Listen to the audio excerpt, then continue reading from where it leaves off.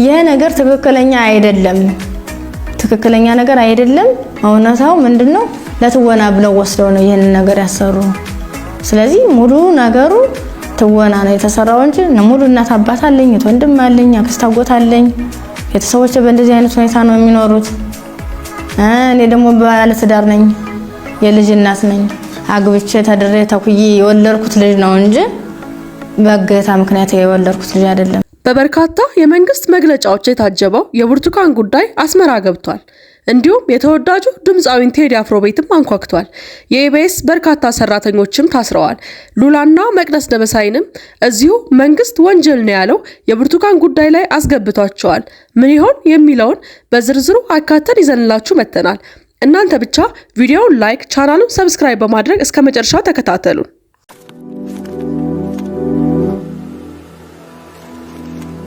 የብርቱካንን ታሪክ በኢቢኤስ ቲቪ ያቀረበው ጋዜጠኛ ታሰረ። ታሪኩ ኃይሌ ይባላል። የብርቱካንን ታሪክ በኢቢኤስ ላይ እንዲቀርብ ያደረገው ጋዜጠኛ ነው ተብሎ በፖሊስ ቁጥጥር ስር ውሏል።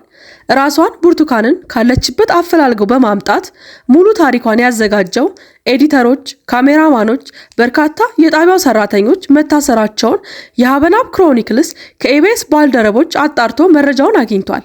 ከታሪኩ በተጨማሪም የኢቢኤስ ስቱዲዮ ማናጀር አቶ ግርማ ተፈራና ሌላ ለጊዜው ስሟን ማረጋገጥ ያልቻልነው አንዲት የኢቢኤስ ሴት ኤዲተርም መታሰሯ ተገልጿል።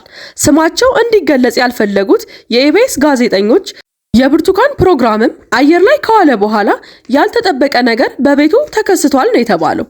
በጀርመን ሀገር ሕክምና ላይ ከርሞ የመጡት የጣቢያው ባለቤቶች አቶ አማን ፍስሐ ጽዮንና ባለቤቱ ወይዘሮ ማክዳ በሀገራቸው የጠበቃቸው ነገርና ያልተጠበቀ የወንጀል ታሪክ ነው። ሰላማዊ የነበረው ጣቢያቸው በበርካታ የመንግስት ባለስልጣናቶችና በተጨማሪም የጸጥታ ኃይሎች በጣቢያቸው እንዲሁም በጣቢያቸው ሰራተኞች ላይ ከፍተኛ የሆነ ምርመራን እያደረጉባቸው ይገኛል። በተጨማሪም ትላንት ለተወሰነ ሰዓታት የኢቢኤስ ፕሮግራም ስርጭት ተቋርጦ እንደነበረም የሚታወቅ ነው። ባገኘነው መረጃም የብርቱካን ጉዳይ አስመራ ደርሶ የነ ቴዲ አፍሮ ቤትን አንኳክቶ እነ ሉላ ገዙ እነ መቅደስ ደበሳይን ጠርጥሯል። የሀገሪቱ ባለስልጣናት ሰላም የነሳቸው የንጹሃ የብርቱካን ጉዳይ ነገሩ ያለበት ነውና ስማቸው ባይጠራም ስራቸውና እንቧ አቅበዝብዟቸው ታዲያ ጉዳዩንም አስመራ ድርሰውታል። በመጨረሻም የብርቱካን ዶክመንታሪ ሻቢያና ኢሳያስ አፈወርቄ ከጀርባው አሉ ተብለዋል። የሳይበሩ ሰራዊትም በመረጃው ላይ የኢቢኤስ ባለቤት አቶ አማን ፍስሐ ጽዮን ኤርትራዊ ስለሆነ ዶክመንታሪውን ያሰሩት ሆን ብለው ነው ብለዋል። ባለቤቱ ኤርትራዊ ስለሆነ የአሰብን አጀንዳ ሆን ብሎ ለማስቀረትና የደምቢዶሎ ዩኒቨርሲቲ የታገዱ ተማሪዎች ጉዳይ የተዘጋ አጀንዳ ሆኖ ሳለ ሆን ተብሎ ቀስቅሶና ነገሩ መነጋገሪያ እንደገና እንዲሆንና የአሰብ አጀንዳ እንዲቀየር አድርገውታል ተብሏል። በዚህም ክስ የቴዲ አፍሮ ቤትም ተነክቷል። የኢቢኤሷ ጋዜጠኛ ሉላ ገዙም የኤርትራዊ የወንጀል ድርጅትና በኢትዮጵያ ህገወጥ ዶላር መንዛሪው የሬድ ስታር ባለቤት ልጅ ስትሆን የኢቢኤስ ባለቤት ኤርትራዊ አማን ፍስሐ ጽዮን ባለቤት ወይዘሮ ማክዳ የተወዳጁ ድምፃዊ ቴድሮስ ካሳሁን ባለቤት ያመለሰት ሙጭ እህት ናት በማለት ጉዳዩን የቴዲ አፍሮ ቤት እንዲያንኳኳ አድርጎታል። በተጨማሪም ሌላ ዘመቻ የተከፈተባት ጋዜጠኛ መቅደስ ደበሳይ ስትሆን ጋዜጠኛ መቅደስ ደበሳይ በቅርቡ ከኢቢኤስ ጋር የነበረውን ውል አቋርጣ ወደ አባይ ቲቪ እንደተቀላቀለች ይታወቃል። በመሆኑም ጋዜጠኛ መቅደስ ደበሳይ ደግሞ የኤርትራዊ የደህንነት ሹም ደበሳይ ጸጋዬ ልጅ ናት ስትባል ዘመቻ ተከፍቶባታል። ይህ ሁሉ መከራና ችግር ያሳለፈችው ብርቱካንም ያ ሁሉ መከራና ችግር አልበቃ ብሏትም በትናንትናው ዕለት በፌዴራል ፖሊስ ተወስዳለች፣ ታስራለች። ታዲያ የብርቱካንን ጉዳይ ያስተላለፈው መስሪያ ቤት ኢቢኤስ ከሀገራችን ካሉ የቴሌቪዥን ጣቢያዎች ብቸኛ ሆኖ ማህበራዊ ጉዳዮችን በብቃትና በብቸኝነት ሲያስፈጽም በመገኘቱ ሊመሰገንና እንዲሁም እውቅና ሊሰጠው ሲገባ፣ ነገር ግን በተቃራኒው ጣቢያው ታሽጎ ሰራተኞቹ በከፍተኛ ምርመራ ውስጥና በእስር በእንግልት ይገኛሉ።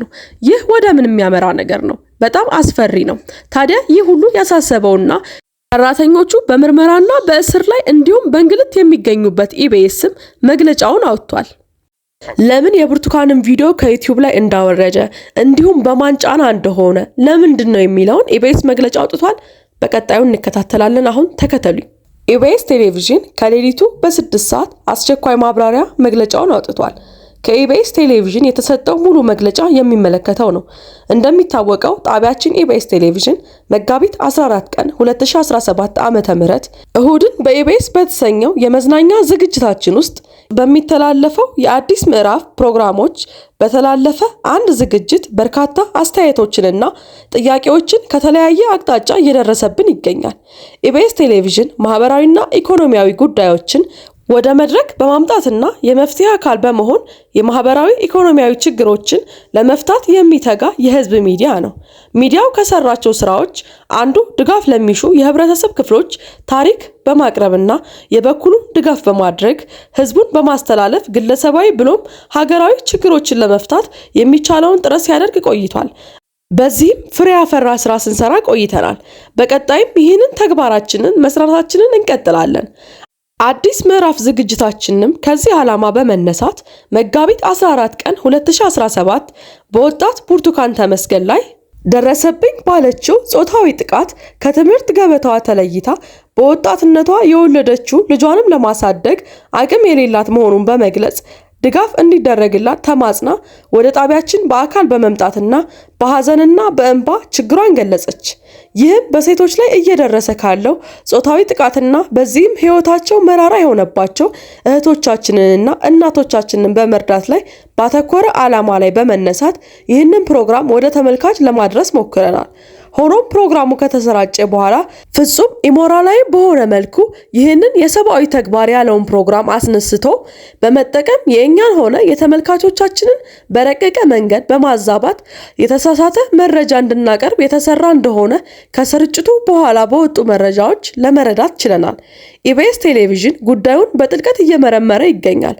በወቅቱ በአካል መጥታ ችግራችንን የተናገረችው ወጣት ብርቱካን ተመስገን ደረሰብኝ ባለችው ጥቃት ሰቆቃ ፍጹም ሰብአዊነት በተሰማው መንገድ ያቀረበችልን መረጃ ተንተርሰን ይችን ወጣት ወደ አዲስ የህይወት ምዕራፍ ለማሸጋገር ጥረት አድርገናል። ሆኖም ባለታሪኳ ላይ እየወጡ ያሉ መረጃዎች የሚያሳዩት የተለየ ሆኖ አግኝተነዋል። ይህ ስህተት እንዲፈጠር ክፍተት የፈጠረ አካል ተገቢውን ህጋዊ እርምጃ እንዲወሰድበት ጣቢያችን ከህግ አካላት ጋር ይተባበራል። ጉዳዩን ለማጣራት ለሚፈልግ ማንኛውም ህጋዊ አካል ሚዲያችን ተባባሪ እንደሚሆን ይገልጻል። ቀጣይ መሰል ስህተቶች እንዳይፈጠሩ ለማድረግ የሚያስችል ስርዓት ለማጠናከር ቃል እየገባን ለተፈጠረው መረጃ መዛባት ኢቢኤስ ቴሌቪዥን ይቅርታ ይጠይቃል። ተጨማሪ መረጃዎች እንዳገኘን በድጋሚ እናሳውቃለን። ኢቢኤስ ቴሌቪዥን ማኔጅመንት ይህንን አይነት መግለጫውን ኢቢኤስ ቴሌቪዥን አውጥቷል። ነገር ግን እውነትም ብርቱካን እየዋሸች ከሆነ ወይ ደግሞ ብርቱካን እንደተባለው ከታገቱ የደንቢ ዶሎ ተማሪዎች መካከል አንዷ ሆና እያለ መንግስት ይህ ጉዳይ ታፍኖ ከሆነ ኢቢኤስም ለዚህ ተባባሪ ሆኖ ከሆነ ጊዜ የሚያወጣው ጉዳይ ነው። እኛም ይህንን እየተከታተልን ወደ እናንተ እናደርሳለን። ነገር ግን ኢቢኤስ ብርቱካን የደንቢ ዶሎ ተማሪ ሆና አቅርባት ከሆነና ለችግሯ መፍትሄ እንዲገኝላት አድርጎ ከሆነ በብቸኝነት ይህንን ተግባር ያጋለጠው በመሆኑ ሊመሰገን ይገባል። ይህንን ጉዳይ እየተከታተልን ወደ እናንተ የምናደርስ ይሆናል።